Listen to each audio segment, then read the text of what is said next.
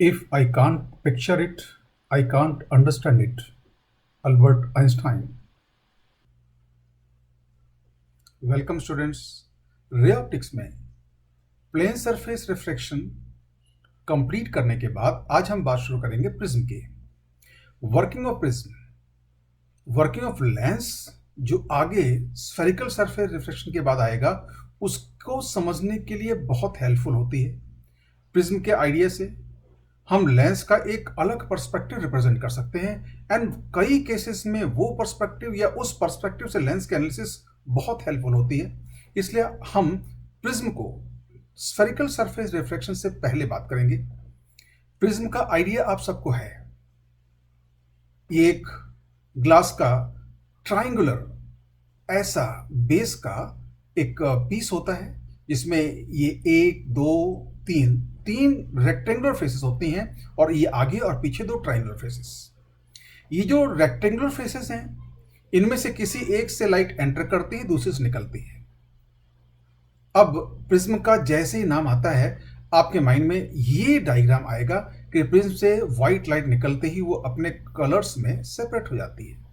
But other than this, prism का एक और बहुत इंपॉर्टेंट वर्किंग है और वो है, आप देखिए यहां से लाइट टर्न हुई, फिर यहां से लाइट टर्न हुई, तो अल्टीमेटली लाइट की डायरेक्शन में एक चेंज हुआ।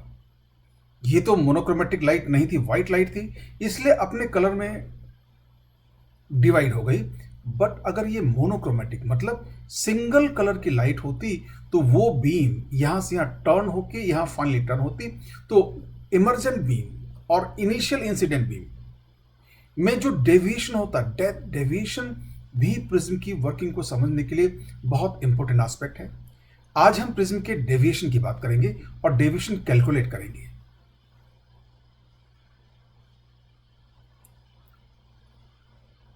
ऑप्टिकल प्रिज्म और प्रिज्म, हम एक बार प्रिज्म को फॉर्मली डिफाइन कर लें। How we can define a prism. Shape आपके लिए बहुत ऑब्वियस है। ये एक ही प्रिज्म के दो फोटोग्राफ दिए हुए हैं। एक में ये आइसोमेट्रिक, तो ये जो सरफेस है रेक्टेंगुलर, यहाँ से लाइट एंटर करेगी और इससे निकलेगी, और इसी प्रिज्म को ऐसे खड़ा करके रख दिया। तो जो ट्राइंगुलर फेसेस हैं ये प्रिज्म की वर्किंग में काम नहीं आती। Now what we can say, an optical prism or simply a prism is a transparent optical element with at least two known parallel surfaces। मतलब ये एक ऐसा ट्रांसपेरेंट मटेरियल होगा, पीस होगा, जिसमें कम से कम दो ऐसी रिफ्रैक्टिंग सरफेस होंगी जो पैरेलल नहीं होंगी। जैसे इसको ले लें, इसको ले लें, या इसको ले लें और नीचे जो फ्लोर पर लगी हुई है वो ले लें। तो ऐसे दो नॉन पैरेलल प्लेन सरफेसेस होंगी। ऐसे किसी भी डिवाइस को हम प्रिज्म बोलेंगे, बट इसको ऑप्टिकल प्रिज्म नहीं बोल सकते एंड सिंपली हम इसको बार बार ऑप्टिकल प्रिज्म नहीं, केवल प्रिज्म बोला करेंगे। और प्रिज्म वैसे तो किसी भी शेप का हो सकता है, बट अगर प्रिज्म बोला है तो ये ट्राइंगुलर प्रिज्म ही हमारे दिमाग में आना चाहिए। Most simple shape of an optical prism is a triangular prism that has a triangular base and three rectangular sides. जो आइडिया हुआ ये सबसे कॉमन है। तो जब भी प्रिज्म का नाम लेते हैं तो आइडिया इसी का आता है, और वैसे किसी और शेप का भी हो सकता है। It can serve all the purpose of an optical prism. This is why the term prism usually refers to this type. मतलब प्रिज्म से हम यही टाइप की बात करेंगे क्योंकि ये प्रिज्म के जितने भी पर्पज होते हैं सारे पर्पज से फुलफिल हो जाते हैं। Uses of A prism. Now you can see in what way a prism can be used. Deviation, जैसे अभी बात हुई, it is used to deviate a monochromatic light this way। अब देखिए इस प्रिज्म पे अब हमने एक व्हाइट लाइट नहीं, डिफरेंट कलर्स की लाइट टर्न की, रेट ये यहाँ रिफ्लेक्ट होकर यहाँ हुई, तो ये फाइनल रे और इनिशियल रे के बीच में एक एंगल आएगा, that is called angle of deviation. ऐसे येलो में, ग्रीन में, ब्लू में, वायलेट में और ये पिंक में। अब डिफरेंट कलर में डिफरेंट टाइप का, डिफरेंट अमाउंट का डेविएशन होगा, ये हम अलग से रीड करेंगे। बट कोई भी एक सिंगल कलर लाइट रे अगर बीम प्रिज्म से पास होती है तो डेविएट होगी and that is called deviation. Dispersion. अब देखिए इस डायग्राम में क्लियर है, हर कलर अलग अलग एंगल से डेविएट हुआ है। तो अगर ये सारे कलर एक साथ आ रहे होते, मतलब व्हाइट लाइट आ रही होती, तो प्रिज्म से निकलने के बाद सारे कलर अलग अलग एंगल पे डेविएट हुए होते, और यही से सभी मतलब अलग अलग कलर्स का अलग अलग एंगल पे डेविएशन या separation of colour after the रे emerges out of prism is called dispersion. It is used to separate a light into its constituent wavelengths, usually called colors. मतलब अलग अलग वेवलेंथ का अलग अलग कलर होगा, तो अलग अलग कलर सेपरेट कर रहे हैं, मतलब हम अलग अलग वेवलेंथ इसके अलग कर रहे हैं. इसको कई बार हम बोलते हैं making of a spectrum. There is another use, reflection. Employing TIR, a prism is used to reflect light where no loss of intensity is required, as we have seen in PuroPrism, used in periscope and binoculars. ये हम शायद 13th lecture में इसकी बात हुई थी कि prism को TIR यूज करते हुए हमने पेरिस्कोप और बाइनोकुलर में यूज किया था, उनकी लेंथ इंक्रीज करने के लिए.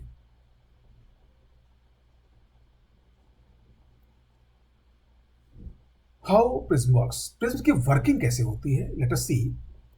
ये प्रिज्म हमने लिया, अब इसकी ए बी एक रेक्टेंगुलर फेस है और ए सी एक रेक्टेंगुलर फेस है, ऐसे बी सी एक रेक्टेंगुलर फेस होगी. हम किसी भी एक रेक्टेंगुलर फेस पे लाइट इंसिडेंट करें, से on A B, this is incident light. अब आफ्टर रिफ्रैक्शन ये लाइट अपनी इस डायरेक्शन नहीं जाके थोड़ा सा इधर टर्न कर जाएगी. अगर यहाँ सरफेस नॉर्मल अज्यूम करते तो सरफेस नॉर्मल की तरफ टर्न कर जाएगी दिस वे. एंड अगेन जब रिफ्रैक्शन होगा तो लाइट रेयर मीडियम में एंटर कर रही है, तो सरफेस नॉर्मल से दूर टर्न कर जाएगी this way. Now refracting surfaces, अब देखा इसमें the faces through which refraction of light takes place are known as refracting surfaces. Here in the given figure, the faces AB and AC are the two refracting surfaces. Similarly, we can say prism angle, that is again very important parameter in the prism. वैसे तो prism में आप देख रहे हैं तीन angle हैं, but इसमें से किसी एक पर्टिकुलर एंगल को हम प्रिज्म एंगल बोलेंगे, एंड वो एंगल है angle between the two refracting surfaces is known as the prism angle. और यहां इस रिफ्रैक्टिंग सरफेस ए बी और ए सी के बीच में एंगल बी ए सी मतलब एंगल ए है. This here the two refracting surfaces are A B and A C, so the prism angle is angle B A C और A. Now these two terminologies are very clear. So ये बिल्कुल clear कर लें कि prism angle किसको बोलेंगे. Prism के तीनों एंगल में से किसी भी एक एंगल को प्रिज्म एंगल नहीं बोल देते. वो जो दोनों सरफेसेस रिफ्रैक्टिंग सरफेस है जिसपे लाइट एंटर कर रही है और जिससे लाइट निकल रही है, उन दो सरफेसेस के बीच के एंगल को हम बोलते हैं प्रिज्म एंगल. अब ये पहला पॉइंट ऑफ इंसिडेंस डी, उस पर हमने सरफेस नॉर्मल n1 अज्यूम कर लिया, और दूसरा पॉइंट ऑफ इंसिडेंस अंदर से, या इसको कई बार बोलते हैं पॉइंट ऑफ इमर्जेंस ई, इस पर सरफेस नॉर्मल n2. अब ये आपको साफ दिख रहा है कि ये रे यहां पर नॉर्मल की तरफ बेंड हुई और ई पर नॉर्मल से अवे बेंड हुई.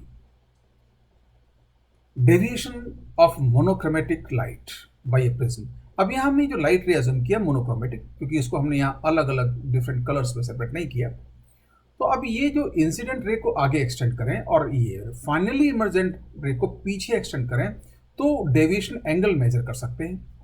द फाइनल इमर्जेंट रे deviates through some angle from the initial incident ray. This phenomena is called deviation. This way. तो आप देखिए ये फाइनल इमर्जेंट रे इनिशियल इमर्जेंट रे की डायरेक्शन नहीं, उसे इतने एंगल से डेविएट हो गई, और ये जो एंगल है इसको हम बोलते हैं angle of deviation.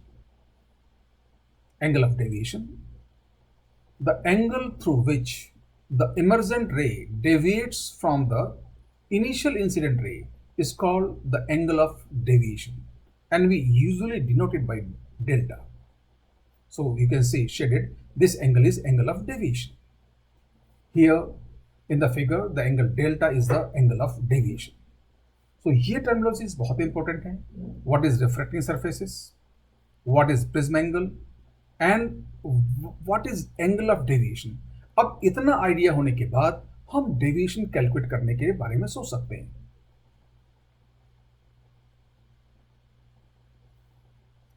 Expression for the angle of deviation. अब एंगल ऑफ डेविएशन के कई एक्सप्रेशन होंगे, depending on need we use that deviation, that expression. Simplest one is here.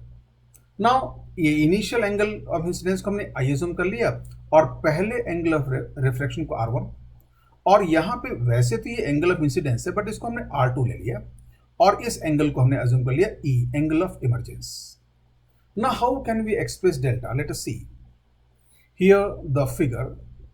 Angle delta is the angle of deviation. Delta is equal to angle GDE plus angle GED. What is GDE? You see, if you consider triangle GDE, इसमें delta एक exterior angle है और ये दो को interior angle के सम के equal होगा, और वो को इंटीरियर एंगल है angle GDE and angle DEG. These two angles. Now these two angles can be further written. अब देखिए ये जो एंगल GTE है, ये दिस कंप्लीट एंगल जो I के इक्वल होगा -R1 होगा। ऐसे एंगल ये DEG जो होगा ये E -R2 के इक्वल होगा, क्योंकि यहां से यहां तक एंगल E होगा vertically opposite and -R2। Substitute angle GDE is equal to I -R1 and angle GED is equal to E -R2। अगर ये यहां सब्स्टिट्यूट करें, so what we get here, this angle plus this angle, so we can write here I plus E minus R1 minus R2. So delta is equal to I plus E minus in bracket R1 plus R2. That is one of the expression. Here I and E can be measured, but R1 and R2 cannot be measured because for that you have to trace the ray inside the prism. Yes, it can be measured, but it requires some more effort. It cannot be directly measured, so we can substitute some other value which can be directly measured for R1 plus R2. Let us see here what we can say for R1 plus R2. See the triangle DFE. Say first we call equation 1. From triangle DEF, you can say DEF, what we can say, angle R1 plus R2 is equal to 180 degree minus angle DFE. देखिए इस किसी भी triangle के तीनों interior angle का sum 180 होता है, तो this angle plus this angle is equal 180 minus this angle, and what this angle is DFE. One more thing you can see here, quadrilateral ADF or E. There is one very special thing here. In this quadrilateral, angle ADF or angle AEF both are each 90 and 90, so their sum will be 180. If in a quadrilateral sum of two opposite angles is 180 and that triangle is always a cyclic quadrilateral. तो अगर एंगल D plus angle E का sum 180 है तो angle A plus angle FE DFE का sum भी 180 होगा, and this property will be very useful to substitute for R1 and R2. The quadrilateral ADEF is a cyclic quadrilateral, so what we can say, angle DFE, this is angle DFE is equal to 180 minus angle A. And if we substitute here value of DFE, what we get here in equation 2, 180 minus 180 plus angle A. So here R1 plus R2 will be equal to A. R1 plus R2 is equal to angle A, and that is very, very important relation in prism. So always remember, whatever condition will be, sum of both the refracting angle inside the prism will always be equal to the angle of prism A. So R1 and R2 will always be equal to A. That is again very important property. So if you substitute here this R1 plus R2 is equal to A, in equation 1 we get delta. So what we can say, from equation 1 and 3 we get delta is equal to I plus E minus A. So that is one of the mostly used or very commonly used expression for angle of deviation. What is that? Angle of incidence plus angle of emergence minus angle of A. And here one thing you have to keep in mind, angle A is equal to angle R1 plus R2, means sum of both the refracting angle within the prism is equal to angle of prism A. So that is one of the expression. We can see another expression for deviation.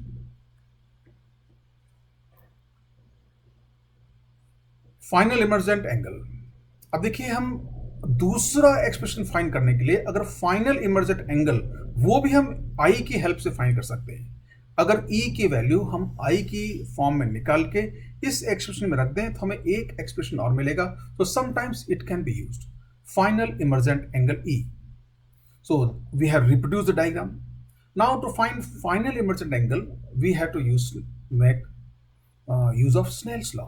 So if you use Snell's law here at E, what you get? Let Ri of the material of the prism be mu and prism is in the air or vacuum. तो outside medium का mu 1 हो जाएगा और prism का reference index mu ले लिया। Snell's law for the second refraction, जहां पर E है पॉइंट, वहां के लिए स्नेल्स लॉ अप्लाई करें। So Snell's law is μ1 sin θ1 is equal to μ2 sin θ2। First medium is inside the prism, so what we have mu sin r2 is equal to sin e because outside mu is 1. From here you can find e. So e is equal to sin inverse mu sin r2. Say we can call equation 1. Now अब हमारा अगला काम R2 को रखना हुआ। So we can recall R1 plus R2 is equal to A. So we can say here, since R1 plus R2 is equal to A, therefore R2 is equal to A minus R1. Substituting the above value in equation 1, what we get? E is equal to sine inverse mu sine A minus R1. So we will call equation 2. अब देखिए E की value R1 की form में मिल गई। Again R1 is not easily measurable angle, हमें R1 को I में convert करना है। इसके लिए हमें फर्स्ट रिफ्रैक्शन पर स्नेल्स लॉ अप्लाई करना होगा। Snell's law for the first refraction, what we have, mu1 sin θ1 is equal to mu2 sin θ2. So first medium for the first refraction is air and second medium is the glass of the prism. So what we have, sin I is equal to mu sin R1. So from here, what we can write, R1 sin inverse sin I upon mu, that is. Now this value we can substitute in equation 2. Substituting the above value in equation 2, we get E is equal to sin inverse mu sin of A minus sin inverse sin I by mu. Now again, this relation is not simple to remember. So I will advise you, try to practice to reach on that relation. जब जरूरत पड़े तो ये derivation आप कर सके। मैं suggest नहीं करूंगा कि इस रिलेशन को आप याद रखें, इसकी जरूरत रेयरली पड़ सकती है और जब पढ़े तो आप इसको डिराइव कर लें। सो ये फाइनल इमरजेंसी एंगल निकाल लिया। अगर हमने डेल्टा का जो एक्सप्रेशन था I प्लस ई माइनस ए, उसमें E की वैल्यू रख दें तो हमें एक एक्सप्रेशन और मिलेगा।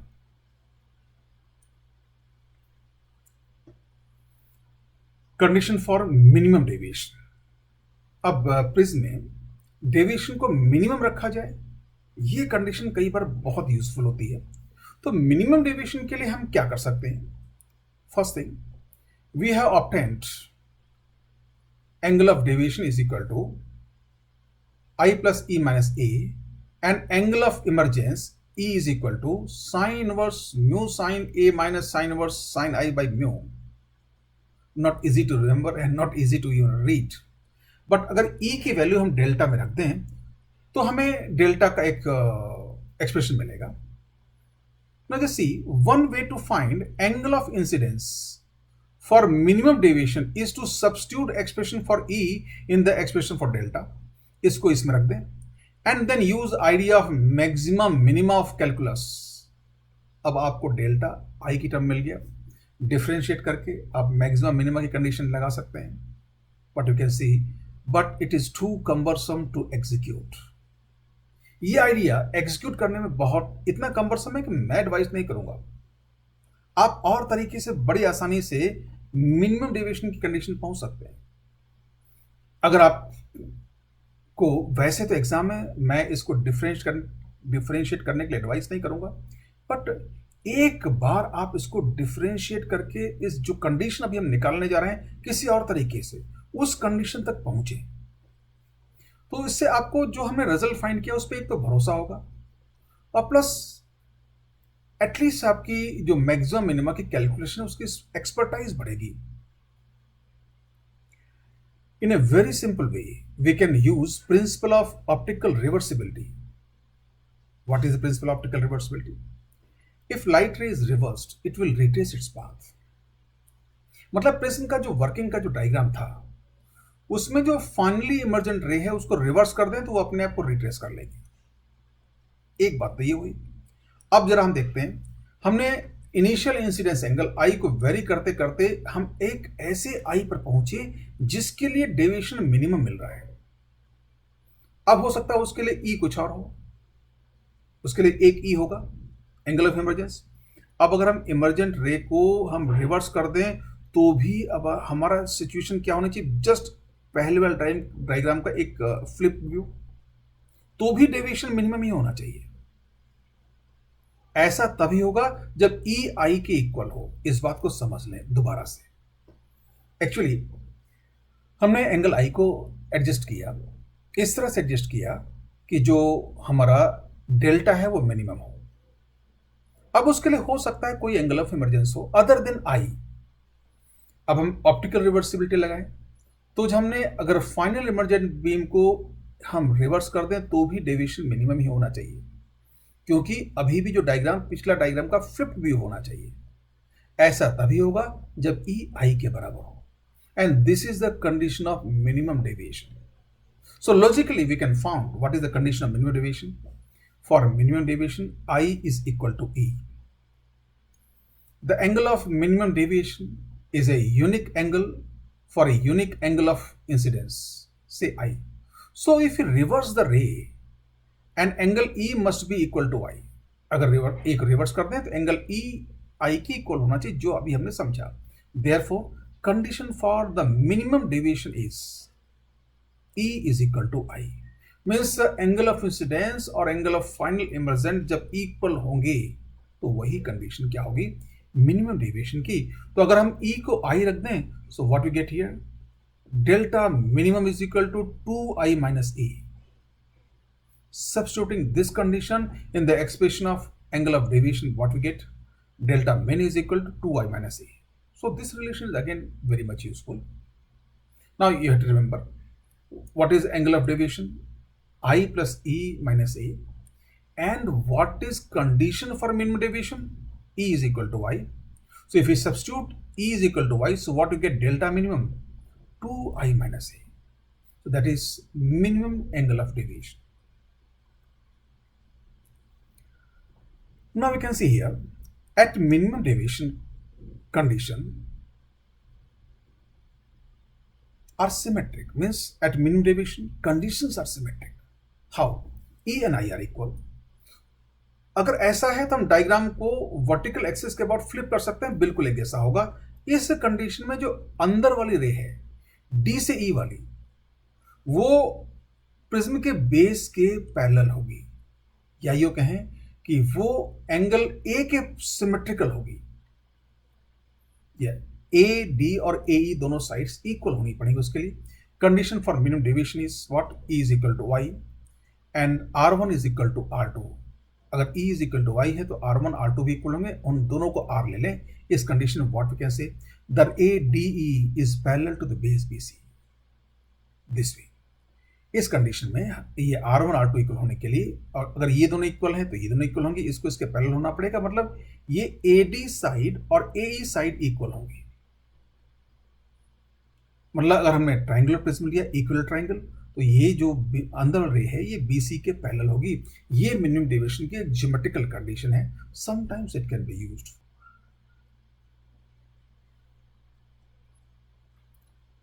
Minimum deviation and R I of the prism. Minimum deviation की कंडीशन से प्रिज्म का रिफ्रैक्टिव इंडेक्स फाइंड किया सकता है. And how we can find it, for minimum deviation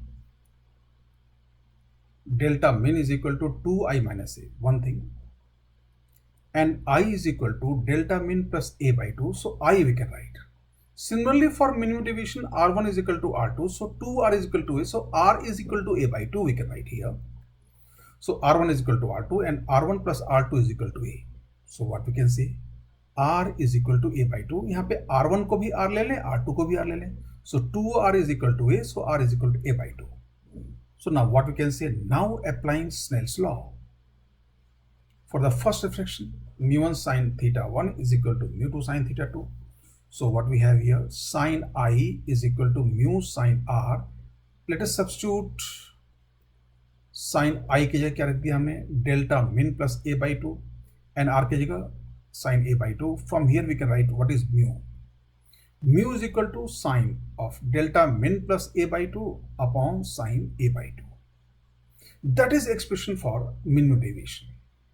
Now today we have done not so many things in the prism, but what I suggest you, these calculations are slightly confusing, one thing, and second thing, they are not used most widely in optics. ये हमेशा use नहीं होगी. Maximum time optics में आपको mirror या lens वो condition use हो रही होंगी. तो एक तो इनका यूज बहुत कम है और थोड़ी सी एलोबरेट हैं, तो इनको एक प्रैक्टिस की जरूरत है. तो आज के लेक्चर में मैं इतनी बात करूंगा और ये एडवाइस करूंगा कि आप इन कैलकुलेशंस को अच्छे से प्रैक्टिस कर लें. So when we assemble in the next lecture we can proceed so many things. तो हम अगले लेक्चर में जब मिलें तो बहुत सारी बातें कर सकें, क्योंकि अभी आगे बात करने के लिए इन रिजल्ट की बार बार जरूरत पड़ेगी. और आज ही अगर हम सारी बातों करना चाहें आगे, तो ये रिजल्ट आपके माइंड में नहीं आएंगे बार बार. तो मैं ही चाहता हूं कि जब हम अगले लेक्चर में मिलें तो ये रिजल्ट आपके माइंड में क्विकली लर्न करें, रिपीट हो, जब जरूरत पड़े रिजल्ट फ्लैश हो, तो हम उन बातों को बहुत आसानी से समझ पाए.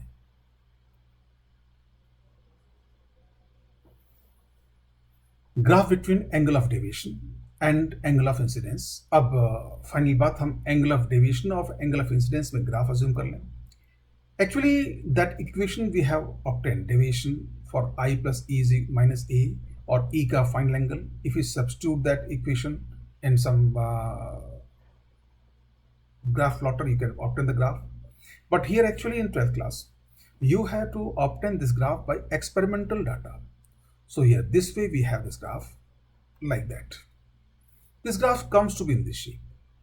Here we have plotted on ordinate angle of deviation and on the abscissa angle of incidence. Now for any delta, say delta 1, this one, and there are two angles of I. Here one of the angle will be angle of incidence and other angle will be emergence. और optical अगर रे को reverse करें तो ये जो E1 है ये I1 हो जाएगा और I1 क्या होगा, E1 हो जाएगा. बेसिकली ये एंगल ऑफ इंसिडेंस है, एंगल ऑफ इमरजेंस है, और रिवर्स रे के लिए ये एंगल ऑफ इंसिडेंस होगा और ये एंगल ऑफ इमरजेंस होगा, और दोनों पर डेल्टा की वैल्यू सेम है. ना आप डेल्टा को कम करते जाएं तो just see when delta is minimum we can say both these angles will become equal. Again you can see from this graph also at the minimum deviation angle I is equal to angle E.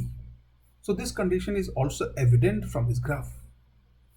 Next class में हम जब मिलेंगे तो जैसा अभी आपसे कहा, सारे रिलेशंस को आप जो अभी फॉर्मूले हमने डिड्यूस किए उनको एक थोड़ी सी प्रैक्टिस कर लें, वो आपको ध्यान आते रहे. अब मैं रिकॉल कर दूं कौन कौन सा रिलेशन.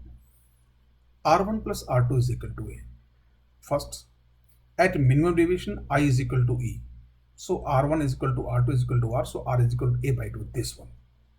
And जो हमने E का एक्सप्रेशन फाइंड किया था वो आपको जब जरूरत हो तब फाइंड करना आना चाहिए.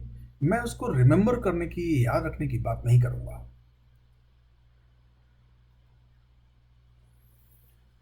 So let us take today's homework.